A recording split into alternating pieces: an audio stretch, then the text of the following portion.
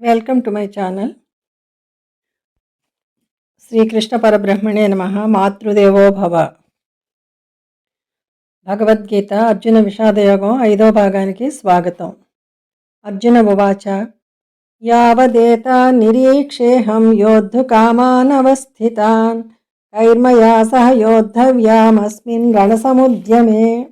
అర్జునుడు చెప్పెను, ఓ కృష్ణ, ఈ యుద్ధారంభమునందు నేనెవరెవరితో యుద్ధం చేయవలయునో అట్టి వారిని అచ్చట నుండి నేను చక్కగా చూడగలుగుదును. అక్కడ రెండు సేనల మధ్య నా రథమును నిలబెట్టుము.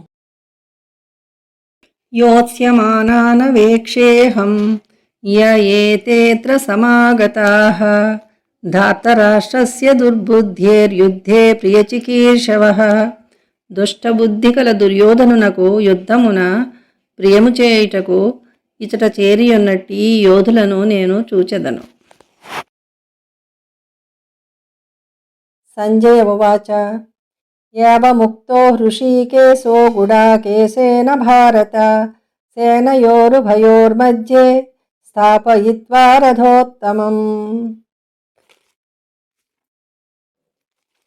సంజయుడిట్లు పలికెను, ఓ ధృతరాష్ట్ర మహారాజా, అర్జునుడిట్లు చెప్పగా శ్రీకృష్ణుడు ఉత్తమమైన ఆ రథాన్ని రెండు సేనల మధ్య నిలిపాడు.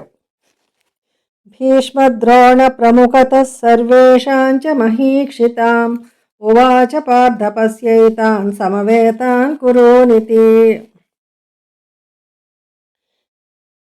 ఆ రథాన్ని రెండు సేనల మధ్య భీష్మద్రోణులకు ఎల్ల రాజులకును ఎదుట నిలిపి, అర్జున, ఈ చేరియున్న కౌరవులను చూడుము అని చెప్పెను. తత్ప్రాపశ్యత్ సితాన్ పార్థః పితॄనథ పితామహాన్ ఆచార్యాన్ మాతులాన్ భ్రాతॄన్ పుత్రాన్ పౌత్రాన్ సఖీంస్తదా స్వసురా సుహృదశ్చైవ సేనయోరుభయోరపి.